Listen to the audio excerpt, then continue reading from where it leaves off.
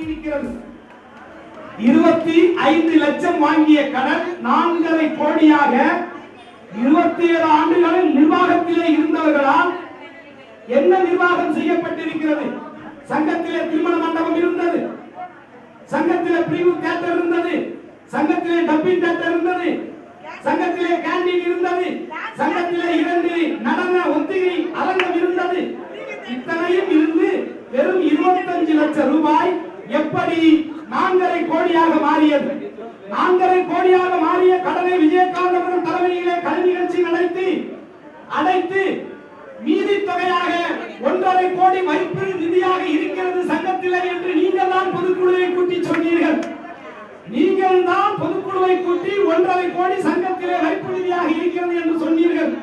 ஆனால் நீங்களே இன்றைக்கு இதே தமிழக முதலமைச்சர் அம்மா அவர்கள் தென்னிந்திய நடிகர் சங்கத்துடைய சிவாசி கணேசனுக்கு கட்ட வேண்டிய மணிமண்டபத்திற்காக 12 கிரவுண்ட் இடம் கிட்டத்தட்ட 60 கோடிக்கு மேலான ஒரு இடத்தை ஒதுக்கி 11 ஆண்டுகளாக அந்த கட்டிடம் கட்டுவதற்கான எந்த ஒரு முயற்சியும் நீங்கள் எடுக்கவில்லை என்று சட்டமன்றத்தில் பகிரங்கமாக வெளியிட்டிருக்கிறார்கள்.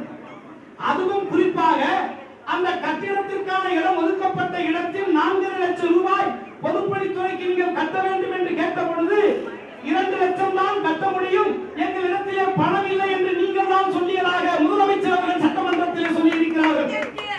1.5 கோடி வைப்பு நிதியாக விஜயகாந்த் அவர்கள் கொடுத்தார் என்று நீங்கள் தான் சொன்னீர்கள்.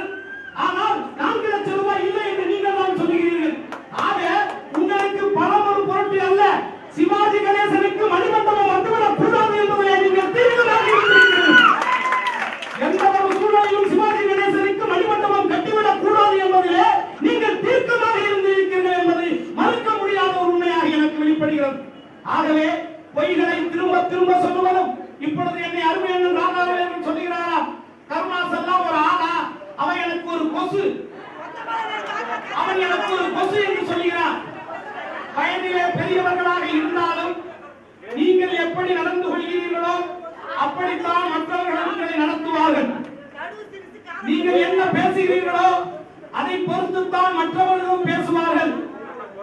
நான் கொசுவோ ஈயோ வேறு எதுவோ என்பது என்னை பெற்ற என் மங்கையர்க்கரசி என் தாய்க்கு தெரியும். என்னை காதலித்து இந்த சென்னையிலே அடுத்த வேலைக்கு வழியில்லாமல் வெறும் நம்பிக்கையோடு கனவுகளோடு உண்மையை மட்டுமே தாங்கி திருந்த ஒரு இளைஞனாக என்னை அடையாளம் கண்டு என்னை திருமணம் செய்து கொண்டே மனைவிக்கு நேசிக்க தெரியும். என்னுடைய மனைவிக்கும் எனக்கு மகனாக பிறந்த எனது அருமை செல்வங்கள் தயாருக்கும் பெண்ணுக்கும் தெரியும் நான் கொசுவா ஈயா என்பது. ஒன்றை மட்டும் சொல்லிக் கொள்கிறேன் அருமை அண்ணனே, மயிர் நீத்தால் உயிர் நீக்கும் கவரிமான் தமிழன் பரம்பரையில் பிறந்தவனா, தம்முடைய வாழ்க்கை அஞ்சினை தூம்பி காமம் செப்பாது கண்டது மணிமோ, பயிரியது கிளிய நட்பின் மயிலியல் சரி என்று அறியவும் உணவோ, நீயறிவு பூவை என்று எவராய் பார்த்து நட்பில் கேட்டதாக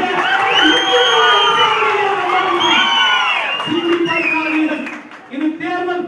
வயதிற்கும் உங்களுடைய அனுபவத்திற்கும் மரியாதை கொடுக்க வேண்டிய ஒரு அடிப்படை தார்மீகமான மேன்மக்களால் வளர்க்கப்பட்டவன் நான். மேன்மக்களாக மட்டுமே இருப்போம்.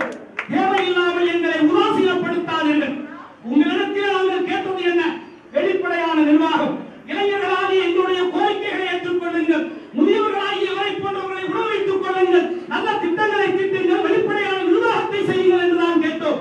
அதற்காக எங்களை மேலும் மேலும் மேலும் மேலும் நீங்கள் கீழ்த்தரமாக பேசி அசிங்கமாக பேசி திட்டி உங்கள் தரத்தை குறைத்து இன்றைக்கு உங்களை ஒட்டுமொத்த உறுப்பினர்களும் வெளியே தள்ளக்கூடிய ஒரு சூழ்நிலைக்கு வந்துவிட்டீர்களே என்பதை பார்க்கிறோம்.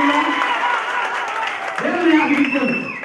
வேதனையோடு சொல்கிறேன், அன்போடு அழையுங்கள், உயிரை தருகிறேன். அன்போடு அழையுங்கள், உண்மையை தருகிறேன். அதிகாரம் செய்யாதீர்கள். உங்கள் அதிகாரத்திற்கு அடிபணிவதற்கான ஆள் பாண்டவர் அணியே மட்டுமல்ல, இங்கே இருக்கக்கூடிய சங்கையா என்கின்ற ஒரு ஏஆவோ இந்த அணிக்காக செயல்பாடு செய்து கொண்டிருக்கிறான், வாக்குகளை சேகரிக்கிறான் என்பதற்காக பார்த்துக்கொள் வேறு ஏதாவது நடந்தால் அதற்கு நான் பொறுப்பல்ல. என்ன வார்த்தை, என்ன வார்த்தை, என்ன செய்து விடுவீர்கள்?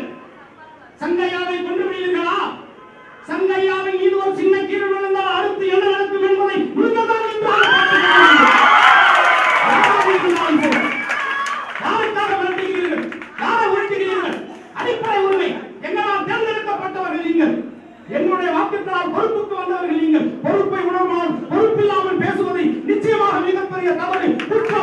குற்றம் குற்றம் குற்றம். மாற்றிக்கொள்ளுங்கள். இனிமே நீங்கள் உங்களை மாற்றிக் கொள்ளவில்லை என்று சொன்னால் எனக்கு தெரியாது. எதற்காக இப்படி பேசுகிறீர்கள்? தனிப்பட்ட ஒருவரை எதற்காக இப்படி விமர்சனம் செய்கிறீர்கள்? பூச்சி முருகனை தாயை விபச்சாரி என்று சொல்கிறீர்கள். செயற்குழு கூட்டத்திலே செயற்குழு நிகழ்ச்சியிலே இருக்கிறது.